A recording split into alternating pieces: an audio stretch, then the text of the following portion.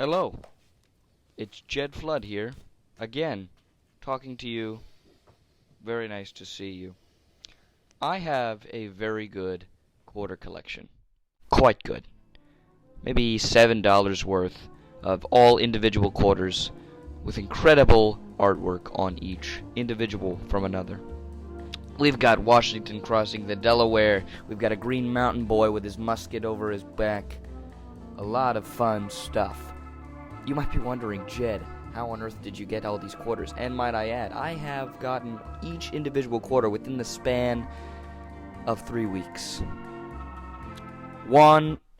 Two words. Vending machine. At my school, there are two vending machines. Two vending machines at my school. And vending machines must be regularly refilled with not only new snacks, but new coins. That's right. Whenever you go to the vending machine, you put your money in. Most often, it is dollars that you're putting into the vending machine, and you get coins back. You put dollars in. When they come to refresh and put a couple new Dorito bags in, they take the dollars, leave the change in, and they put more change into the machine. Where did the vending machines get the change? From the mint. Most of the coins in there are 2021, 2022 coins. And most 2021, 2022 coins have special designs on them. So, I thought to myself, Jed, you've got an awful lot of you've got some small bills. You've got a lot of really boring quarters with the eagle on the back. Come on. I thought to myself, you can upgrade your setup here. And that's what I did. I would wait in line for the vending machine. People would buy their Sun Chips. They'd get a little bit of some Gatorade. And then I'd go and I'd put 2 quarters in.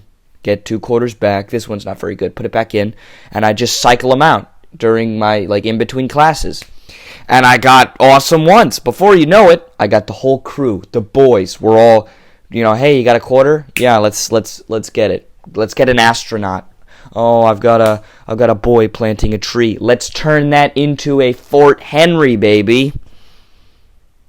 The art on the back of currency, some people, they just look at it and they're like, it's a guy. Me, I think it's really great. I think it's pretty terrific. Like the drawings of presidents on the dollars and stuff, that's the real deal.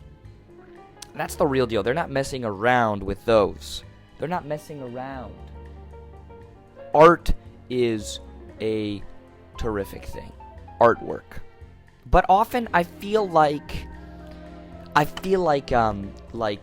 notoriety in art of being like an incredible artist and artistic ability aren't always quantifiable. Like some of my favorite paintings are by guys who people look at and they are like, oh yeah, he's good. You know what? Haha. We're gonna show off the paintings in my room, my own personal collection. Here we have A Friend in Need, one of the greatest paintings ever painted. It depicts a group of dogs in a poker match. And if you see, I forget. So you've got the one dog. Here, let's see if we can make this happen. You got them. They're all playing, but you see this one dog. He's in a rough spot. He's a friend in need because his buddy here is handing him an ace under the table there. Really nuanced painting. And if you look, you're never going to believe this. There's a painting in the painting. Why this guy isn't like taught in schools, I'll never know. But it's a beautiful painting, beautiful use of color. We'll just we'll set that here. There's a stack of records there. Another painting, The American Soldier, 1975. That's kind of a boring title, but it depicts nurses ministering to refugees in Vietnam after we had left. So we didn't really leave. We left nurses there to help people out. Both of my grandmothers on both sides. Wait. The grandmother on each side are nurses. So I thought this was pretty cool. Really cool artwork. We're going to set that one right there. Now, oopsies. Let me put this guy back in. I like having one in the ear because it makes my voice sound better to myself. I got both of these paintings from the Goodwill because I'm a big thrifter. I'm a big thrifter, and I think you find a lot of terrific paintings at the Goodwill. That's one of the things I always go for. It's like the records, the clothes, and the paintings. Because like the paintings that you buy at like furniture stores nowadays are so like they're pictures. They're just pictures. They're just pictures. But you can get some mighty fine paintings at the Goodwill. Goodwill, one of my favorite places to go, man. There's like 4 like in our area, and like you just do the circuit, and then you find good stuff. I mean, thrifting has kind of come back, of course. It's kind of, it's cool again. But I think it will always be underrated. Like it's crazy, man. All the clothes I'm wearing ever are from there. You could probably tell, but nevertheless, the drip is real. Sheesh, right? Okay. Goodwill, man. Stores in general, I think, are great. And it's a sad thing that, like, online shopping's fun. Don't get me wrong. But, like, it's sad. Like, going in a store is such a fun experience. I feel like I only ever go in a store for the experience of going in the store. I don't buy anything there anymore. Wait a minute. That's why they're going away. But going in a store is fun. You have to talk to the cashier. You have to talk to the people around you. You have to find things. You're walking around. You're moving around. Generally, I mean, just doing anything and doing it out of your comfort zone in a place that you aren't used to, makes it more fun. I could be walking around my home, but walking around a Kohl's is something else, right? I think that's the truth. I live right near an airport, huge airport, beautiful airport. One of these days, I still haven't done it yet, but one of these days, I think I'm just going to drive up and just spend the day hanging out at the airport. Whole day. Probably during the summer. I think that's when I would do that. Honestly, that would make a kind of good video idea. Comment below if I should do it. I hate it when they do that. I hate it when they... Because when YouTube creators do that, they could comment below, insert stupid question. They're trying to foster, some interaction, some play between the audience and the creator. But it's awful. It's often cringe. I think you notice the best comment sections are on videos where the person in the video doesn't even address the audience. As soon as they address the audience, it becomes a nice bond. It's a nice bond. But the nice bond draws away all wittiness and all wit from the conversation. And that's okay. You just have to know that if you're watching a video with a very nice person, the comments aren't going to be that good.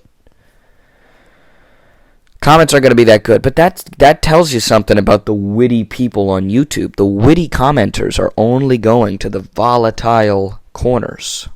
And I think that's the truth with comedy. A lot of times, the most comedic people can be some of the prickliest. Prickly pears, comedians. And I was thinking the other day, comedians really are the new philosophers. Because nobody takes, if your like bio says philosopher, nobody takes you seriously. But the thinkers are the comedians, and comedy gives them like a platform to share ideas, and that's what philosophers do. They think out loud. That's what they do, and that's what comedians do. They think out loud, right? You know what I'm saying? You do, yeah, you do, yeah. Boy, that's really deep. comedians are the new philosophers. Somebody's already said that. Somebody must have already said that. That's a big thing, too. You say things, you do things, but to be brutally honest with you and with myself, this is for everybody. Everybody has done that before. Everybody's done it before. Everything. They do, like, if you see a trailer for a movie and they're like, it's unlike anything ever done before. No, it's not. Come on, man. Everything. But even though everything's been done, I would argue not all combos have been done. Hear me out. Like, you ever watch like you watch like a ballet, but it's like heavy rock over it. It's not good. It's not good art, but it's different. You know, it's never been seen before. I think not all combos have been done. Putting a certain type of music over a certain type of footage, or a certain type of comedy with a certain type of thing. It's like everything's been done before, but the thing that keeps things interesting is your combo of things. Like, here, Are You Smarter Than a Fifth Grader on the Nintendo DS? It's a combo with a video game. You have a game show and a video game. Was that a weak comparison? I kind of just saw my Are You Smarter Than a Fifth Grader game and grabbed it. Now I'm looking at my bookshelf. This is a really unimpressive bookshelf, because most of it is like kids' books, like Where's Waldo and Dr. Seuss.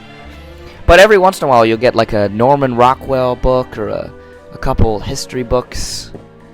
Whenever schools would be like clearing out books, I would always like take as many as I could, because I wanted to have a bookshelf. So I have like random school books in here, random school textbooks that I've never read or never even taken a course where they were used, because whenever schools are like clearing out books, I'm like, yeah, I need books. Because I'm brutal, like, I want a nice book shelf, nice book collection, but I'm not gonna buy books. I think what's just gonna need to happen is like a distant relative is gonna need to pass away with an incredible library, and then we're like, oh, we don't have anywhere to give these books, and I just get them. Of course, I don't have the space for them. I really don't have space in my room for anything. Is this even interesting? Probably not. This bit might be over. You know, I have a lot more to say, but I think this is one of those moments where you just need to cut it off. Thank you for watching. I'll see you very soon. God bless.